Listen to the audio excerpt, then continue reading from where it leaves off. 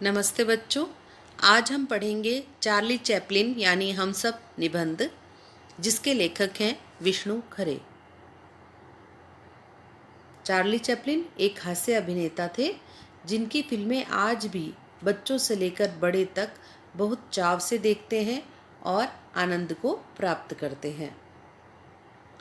Charlie Chaplin यानी हम सब निबंध विष्णु खरे जी द्वारा हास्य फिल्मों के अभिनेता और निर्देशक चार्ली चैपलिन पर लिखे गए पाठ में लेखक ने चार्ली के कला कर्म की कुछ मूलभूत विशेषताओं को रेखांकित किया है। करुणा और हास्य के तत्वों का सामंजस्य उनकी दृष्टि में चार्ली की सबसे बड़ी विशेषता रहा है। पाठ के प्रारंभ में ही लेखक लिखते हैं कि यह वर्ष चार्ली चैपलिन की जन्मशती है। साथ ही उनकी पहली फिल्म मेकिंग एंड लिविंग के 75 वर्ष पूरे होते हैं।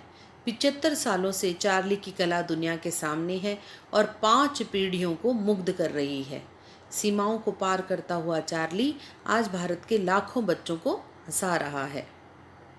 जैसे जैसे विकासशील देशों में टेलीविज़न और वीडियो का प्रसार हो रहा है, नए दर्शक भी चार्ली को देख रहे हैं।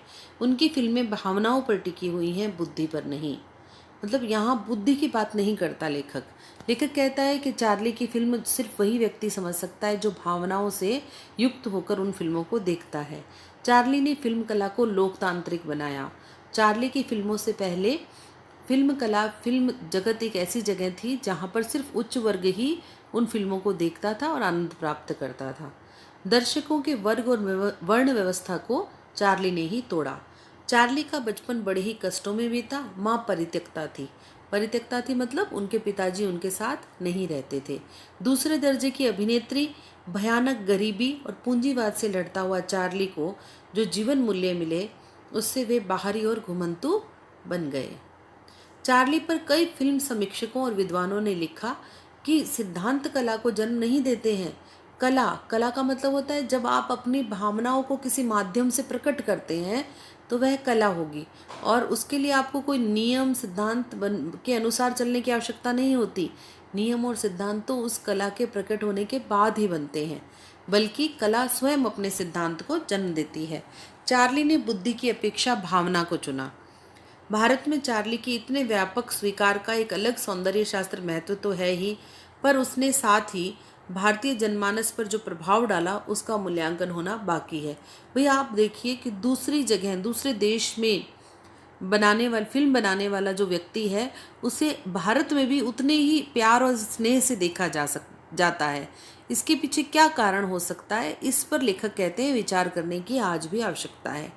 यही कारण है कि महात्मा गांधी से लेकर नेहरू तक सभी ने चार्ली का सानिध्य यानी साथ चाहा था। चार्ली के व्यापक भारतीय स्वीकृति को देखते हुए राज कपूर ने फिल्में बनाई आवारा और श्री 420। भारत में नायकों पर हंसने और स्वयं पर हंसने की परंपरा नहीं थी। राज कपूर के अलावा दिलीप कुमार, देवानंद, अमिताभ बच्चन और श्रीदेवी भी किसी न किसी रूप में चार्ली के प्रभाव के अनुसार उन लोगों ने भी फिल्में की। आपने देखा होगा कई फिल्में ऐसी हैं जिनमें आज भी ये जो हीरो हीरोइन है, ये अभिनेता अभिनेत्री हैं, ये उनकी कॉपी करते हैं, उनकी नकल करते हैं चार्ली चैपलिन की। चार्ली की अधिकांश फिल्में भाषा का प्रयोग नहीं करती, इसलिए उन्हें ज़्यादा से ज़्यादा मानवीय होना पड़ा। चार्ली के सारे संकटों को देखकर लगता है कि मैं भी हो सकता हूँ। सबसे ज़्यादा इनकी फिल्मों की लोकप्रियता का कारण लेखक ये मानते हैं कि जब चार्ली की फिल्में देखी जाती हैं तो आम आदमी चार्ली से जुड़ाव महसूस करता है। आम आदमी को लगता है कि ये तो बिल्कुल मैं हूँ, मेरे जैसा है, मैं जैसी परेशानियों में घिरा रहता हूँ वैसे ये भी परेशानियों से घिरा है। लेकिन मैं से ज़्यादा हमें चार्ली हम लगते हैं, यानी हर आम आदमी की यही सोच लगती है। भारत में स्वयं पर हंसने की परंपरा नहीं है। चार्ली महानतम क्षणों में अपमानित होता है, उसके पात्र लाचार दिखते हुए भी विजयी बन जाते हैं। यही चार्ली की फिल्मों का सबसे बड़ा प्रभाव है। धन्यवाद।